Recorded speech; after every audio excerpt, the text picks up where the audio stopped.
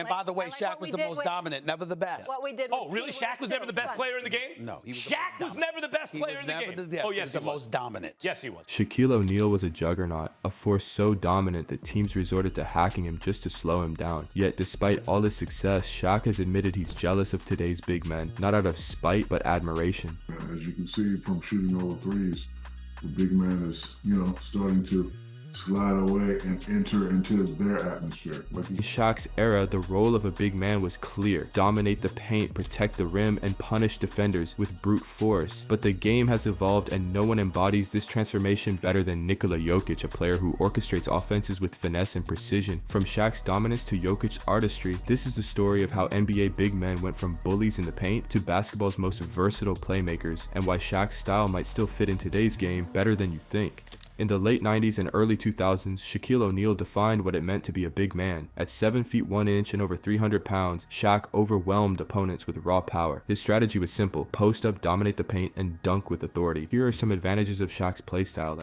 Paint presence. Shaq's size made him an automatic mismatch. Double teams didn't work and triple teams barely slowed him down. Efficiency. With a career shooting percentage of 58.2%, he was one of the most efficient scorers in NBA history. Defensive anchor. Shaq's shot blocking and rebounding made him the backbone of his team's defenses, but his style also had its limits. The league wasn't built for versatility back then. Spacing and shooting weren't priorities. Teams valued power over finesse, leaving Shaq with little reason to step outside the paint. In a league dominated by three-point shooting and spacing, Shaq's inability to stretch the floor would be seen as a major liability. Modern centers are expected to defend pick and rolls and switch onto guards. Shaq's size would make that a challenge. Teams today would exploit his 52.7% free throw shooting even more than they did in his prime. The evolution of the big man didn't just happen overnight. In the early 2000s, players like Dirk Nowitzki and Bosh began to challenge the traditional mold. Dirk's unguardable fadeaway redefined what a 7-footer could do, while Bosh's ability to shoot from mid-range and beyond opened up entirely new offensive possibilities. These players were ahead of their time. They showed glimpses of what big men could be, but the league wasn't quite ready to embrace this shift. Most teams were still built around dominant post players like Shaq, but the seeds of change have been planted. Fast forward to today, and Nikola Jokic stands as the blueprint for the modern NBA center. I look at Joker.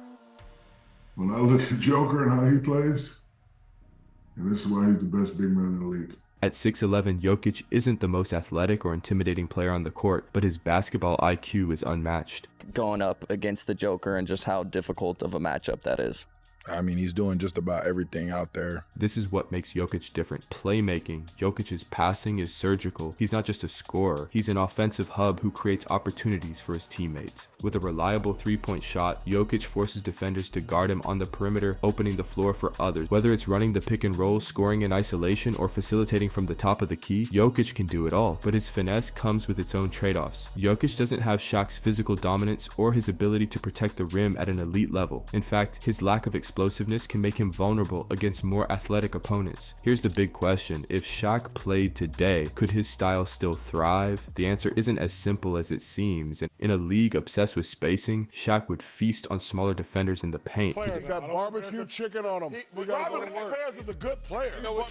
Robert Lopez barbecue chicken. Against you. But against anybody. No, he's not. His efficiency around the rim would force teams to adjust their lineups. In pick and roll situations, Shaq's size and strength would make him an unstoppable roller. Paired with modern guards like Steph Curry or Luka Doncic, he'd be a nightmare. His defensive rebounding and rim protection would still provide immense value, even in today's faster-paced game. Jokic's ability to stretch the floor and pass out of double teams makes him the ultimate weapon in an era of positionless basketball. His versatility allows him to fit into any lineup, whether it's a traditional set or a small ball lineup. Jokic's game also makes him less reliant on physical attributes, which means he could sustain his dominance longer than players who rely on athleticism. The evolution doesn't stop with Jokic. Players like Giannis and Victor Wembanyama are redefining what it means to be a big man. Giannis combines Shaq's power with modern mobility, bulldozing through defenders but also handling the ball like a guard. Wemby, on the other hand, represents the next frontier, a 7 feet 4 inches player with the skills of a guard and the length of a center. These players are proof that the ideal big man isn't one-dimensional. The future belongs to players who can dominate in the post, stretch the floor, and facilitate from anywhere on the court. When Shaq says he's jealous jealous of today's big men, he's really admiring how the game has evolved. He recognizes that the freedom players like Jokic and Wembanyama have today could have unlocked new dimensions in his own game. But here's the truth, both styles have a place in basketball. Shaq's dominance would still thrive in the modern NBA, just as Jokic's finesse would have found success in Shaq's era. The beauty of the game lies in its variety. From Shaq's unstoppable force to Jokic's unmatched finesse, the evolution of the big man shows just how far basketball has come. The question isn't which style is better, it's how each fits into the ever-changing landscape of the NBA. So if you were building a team today, who would you choose? The brute power of Shaq or the brilliant mind of Jokic? Or maybe the future is already here with players like Giannis and Wemby blending the best of both worlds. Basketball is a game of endless possibilities, and as the role of the big man continues to evolve, one thing is certain, the best is yet to come. Peace.